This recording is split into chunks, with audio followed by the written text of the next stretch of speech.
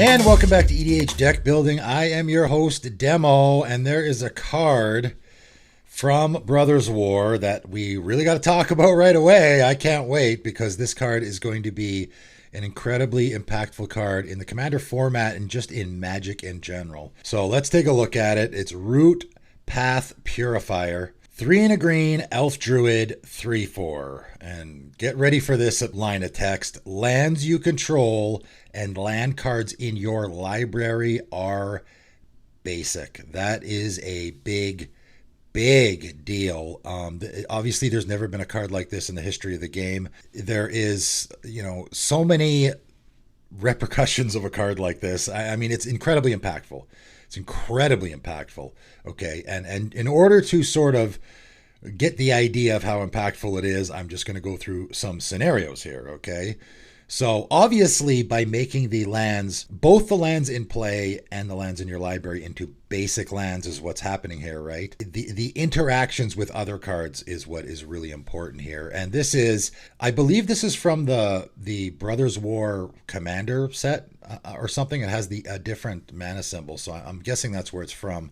So it will be legal in, of course, Commander, which is going to be incredibly impactful. It's also going to be legal in Legacy, I believe. And this card has such a powerful ability that it might even be played in Legacy.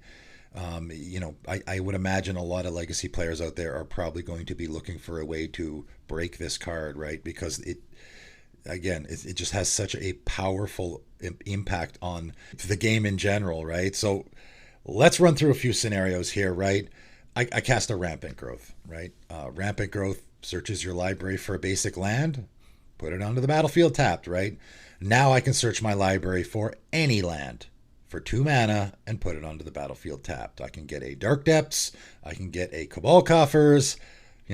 Just go down the list of insanely busted non-basic lands, right? Anything in the game that says basic land. Now, of course, the things in play basic lands, right? So now, okay, I'll run through some more scenarios here. Your opponent has a Blood Moon, or you have a Blood Moon, right?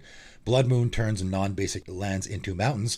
All your lands are basic, so they're not non-basic anymore because they're basic. So all of your lands will be fine. They won't be affected, whether it's your Blood Moon or someone else's. So you can combo this with a Blood Moon and be perfectly fine. If your opponent plays a Blood Moon, you're perfectly fine.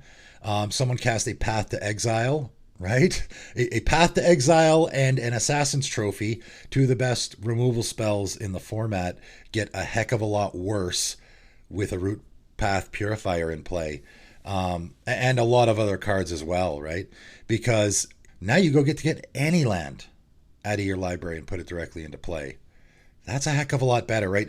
It's a heck of a lot worse. It makes Path to Exile and Assassin's Trophy and similar effects a lot worse. You can get into some combo-y situations here as well. Again, this card is so impactful and has such a powerful effect that you could build your entire deck around it, right? I'm trying to think of the specific decks that it goes into, but again, just going over certain scenarios here. Just a Wayfarer's Bauble can go get your Cabal Coffers now, right? Rather than I have to Expedition Map, go get my Cabal Coffers and then play it, Wayfarer's Bauble just goes and gets your Cabal Coffers and puts it directly onto the battlefield. So that's pretty good, right? Solemn Simulacrum goes and gets a Command Beacon or a Gaia's Cradle or again, just go down the nuts scenarios here. Where it really gets out of hand, though, is with things that are dealing with massive amounts of basic lands, okay? So, anything that destroys non-basic lands, a Ruination type of effect, right? Again, similar to Blood Moon, I guess, but Ruination, I can now just Ruination, destroy everyone else's lands, and my lands are fine because, of course, they're not non-basic. Back to Basics, another great example. Now you can very easily put a Back to Basics in your deck, lock everyone else mostly out of the game, and you'll be perfectly fine.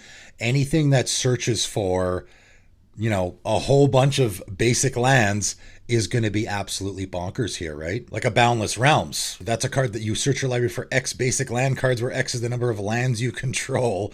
So now let's assume you have 7 mana, 7 lands. You now go get 7 of any land. Doesn't have to be a basic land. I can now go get, very easily assemble ridiculous combos, right? And they come onto the battlefield tapped, of course, but nevertheless, I can very easily get Dark Depths and Vesuva and make my, Merit Lage just like that. Easy peasy, right? And then a whole bunch of other lands as well. So those kinds of scenarios might even be game winning, right? There might be a lot of scenarios where you can just end up straight up winning the game. Now, getting away from the combo-y stuff, just evaluating this on its face, like, is this a card that I'm going to want to inject into a deck that I already have, right? Is it good enough? Like, first of all, I think this card is for sure good enough where you just have a lot of ramp, which is a lot of green decks already. If in particular, if I'm in a Tatiova or an AC deck, right? Either of those decks are already going to have a ton of cards like Rampant Growth that just say, go search your cultivate, go down the list. They're going to already have enough of those effects that go and look for a basic land and put it into play or put it in your hand or whatever. So it would be very easy for you to slot that into one of those decks where now I don't have to get a basic land. I can just get any land I want. Now, you don't have to build your deck around it. It is good enough to throw it in there, though, so that when I cultivate, I'll go get an island and put it into play tapped, and I'll also go get a command beacon in case my commander dies or something like that, right? So it's absolutely worth it.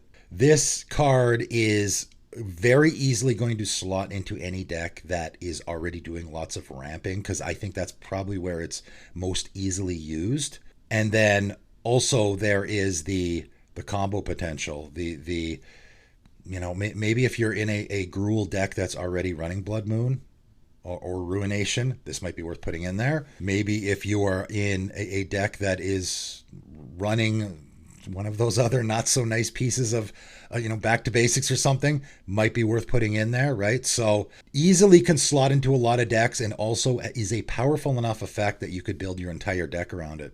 Like I said, I think we might even see legacy players going after this card. That's how powerful an effect it is. It is a monumental card in the history of Magic. That's why I had to talk about it right away, because what it is doing is so unique and such a powerful effect. It's going to be a sought after card, no question. Is it going to be a really popular card in the format? Maybe, maybe not. Not necessarily. Impactful and popular are not necessarily the same thing. This is a card that is without a question impactful in the game of Magic in general, but that doesn't necessarily mean that people are going to go after it and people are going to know how to use it. For me, just the effect of I get to Rampant Growth or use my Sakura Tribe Elder and go get my Cabal Coffers or my Gaia's Cradle, that alone is like, wow, that's incredibly powerful, right? So we're definitely going to see it in the format, and I thought that this card was impactful enough that I needed to actually make a video about it right away. So there you go. Let me know in the comments what you guys think of this card. Are people going nuts over this already? Or is it just me? I don't know. As soon as I saw it, I was like, wow. So let me know what you guys think in the comments below, but that's it for today, and thanks for tuning in.